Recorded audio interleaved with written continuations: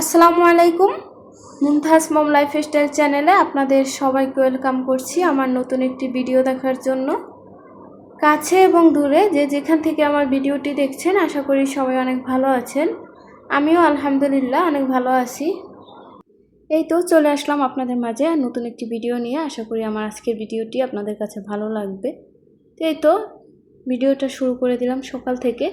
সকালে ঘুম থেকে উঠে আমি আর আমার মেয়ে নাস্তা করে নিলাম। আমরা নুডলস রান্না করেছি, নুডলস দিয়ে তারপরে নাস্তাটা করে নিলাম।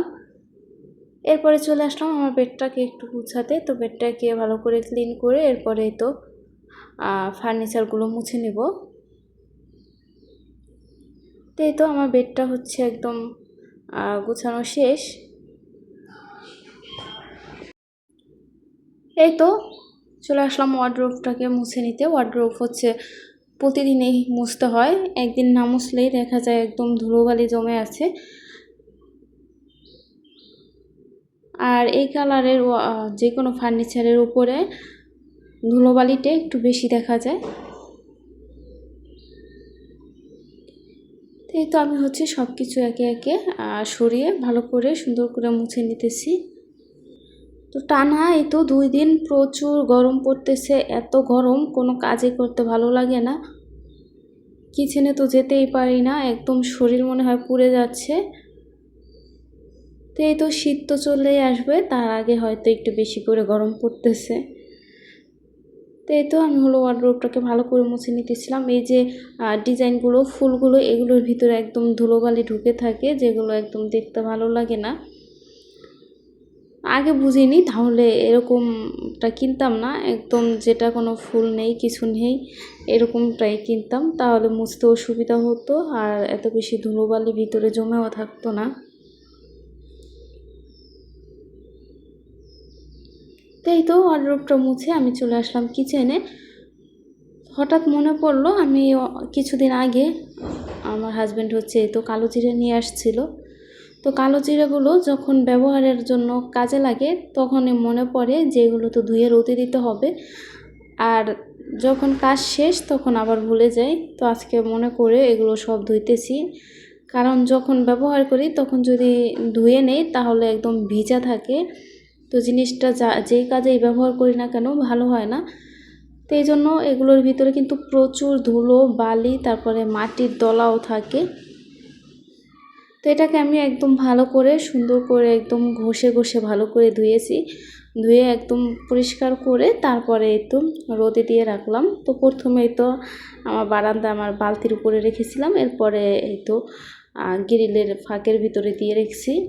কারণ হলো এখানে একটু রোদ বেশি পড়তেছে। আর এই তো দেখতে পাচ্ছেন আমার নিচে আমার কুমড়ো গাছগুলো। এরপরেই তো আমি বারান্দায় যাওয়াতে আমার সাথে সাথে আমার মেয়ে গিয়ে এই তো আমার ফুলগুলো ছিঁড়ে নিয়ে আসছে। ছিঁড়ে এনে আমাকে বলতেছে, আম্মু আই লাভ ইউ। তো এটা কই শিখছে জানি না, এরকম বলে মাঝে মাঝেই। ফুল নিয়ে এসে বলে আম্মু আই লাভ ইউ টু, এ কথাও বলে। তো যাই হোক, এরপরে এই তো চলে আসলাম রান্না করতে।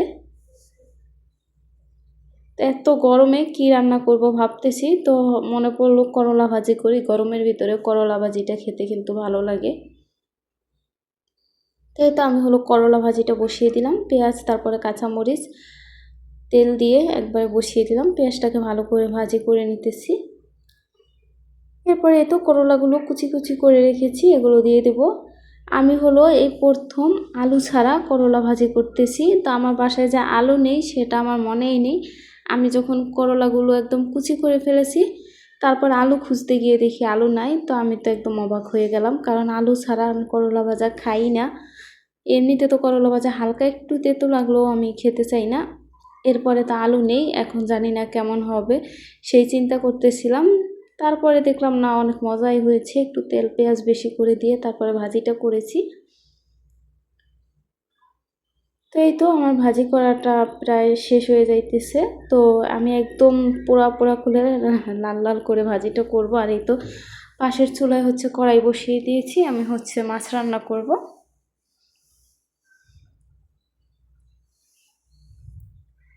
এই তো মাছটাও একইভাবে রান্না করব। প্রথমে তেল দিয়ে তারপরে তো কাঁচামরিচ পেঁয়াজ কুচি দিয়ে ভালো করে তারপর ভেজে নেব।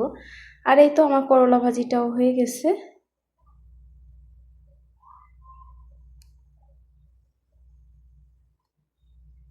এই তো এখন হলো মাছ রান্নার ভিতরে হলুদ গুঁড়ো, তারপরে হলো মরিচ গুঁড়ো। মরিচটা আমি একদম সামান্য পরিমাণে দিয়েছি, মানে একদমই 1 চামচেরও অর্ধেকেরও কম, খুবই সামান্য। কারণ হলো আমার হাজবেন্ড হচ্ছে গুঁড়ো মরিচটা খেতে চায় না, ও বলে কাঁচামরিচ দিয়ে তরকারি রান্না করার জন্য, তাহলে কালারটা কিন্তু বেশি ভালো লাগে না, একদম সাদা হয়। সেই কারণে আমি একটু সামান্য মরিচের গুঁড়োটা অ্যাড করেছি। এরপরে তো একে একে আমি হচ্ছে বাইলা মাছগুলো দিয়ে দিতেছি। তো বাইলা মাছের ভিতরে কিন্তু ডিমও হয়েছে, ডিমটাও দিয়ে দিলাম।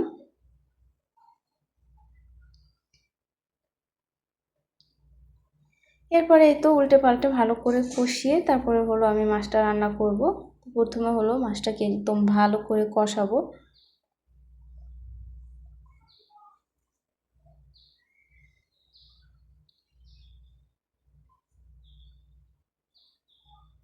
তো এই তো অনেকক্ষণ কষিয়ে তারপরে এই তো পরিমাণ মতো ঝোল দিয়ে দিলাম।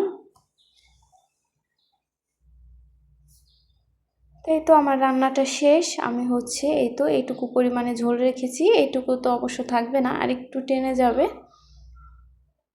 তো এই তো তারপরে শেষে ধনিয়া পাতা দিয়েছি, ওটার ভিডিও করা হয়নি। এরপরে যখন মাছটা রান্না করেছি পাশের চুলোতে হচ্ছে ডালও বসিয়ে দিয়েছিলাম। তো এই তো ডালটাও হয়ে গেছে, বাগার দিয়ে দিলাম। ডাল আর হচ্ছে তরকারিতে যে ধনিয়া পাতাটা ব্যবহার করেছি, এটা হচ্ছে শেষে আমার মনে পড়েছে যে কোনোটাই ধনিয়া পাতা দেইনি, পরে আর কি একদম শেষে ধনিয়া পাতাগুলো অ্যাড করেছি ডালে আর হলো তরকারিতে। তো এরপরে এই তো আমি হচ্ছে আমার কিচেনটাকে ক্লিন করে নিতেছিলাম। তো আমার যে চুলোটা, এই চুলাটা অনেক অনেক দিন আগের, আর চুলার উপরে যে এই যে স্ট্যান্ডগুলো আছে মানে হাঁড়ি পাতিল দেওয়ার মতো, ওইটা কিন্তু আমার এই চুলার না, এটা কিন্তু হচ্ছে আরেকটা চুলার, আরএফএলের যে চুলো আছে ওটার। তো এটা হচ্ছে একটা কি যেন হয়েছিল সমস্যা, যে কারণে ওই আরএফএলের চুলা থেকে এগুলো তুলে তারপরে লাগিয়েছি, এই কারণে এটা একটু বেশি কালো লাগতেছে। আর ওই আরএফএলের চুলাটা ছিল একদম অনেক আগের একটা চুলার, তো এই যে কারণে আমার চুলাটা একদম দেখতে অনেক বেশি পুরানো লাগে আর খারাপ লাগে। তো এই তো ইনশাল্লাহ কিছু কয়েক মাস পরে নতুন চুলা কিনবো। এরপরে তো আমি হচ্ছে কিচেনটাকে ভালো করে ক্লিন করে নিলাম।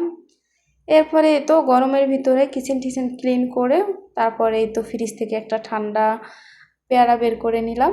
এটা হচ্ছে এখন বসে বসে খাবো, তারপরে হচ্ছে বাকি কাজ করব। তো এই তো পেয়ারাটাকে কেটে তারপরে আমি লবণ মরিচ মেখে নিলাম। তো আমার সাথে আমার মেয়েও খাইতেছিল, তো ও তো একটু মুখে দিয়ে মরিচ দিয়ে একদম ঝালে শেষ। তো আমি তো মজা করে খাইতেছিলাম, ওকে না করেছি যে তুমি মরিচ দিয়ে খেও না, আমারটা দেখা দেখি ও মুখে দিয়েছে, তারপরে ওর খুব ঝাল পেয়ে গেল।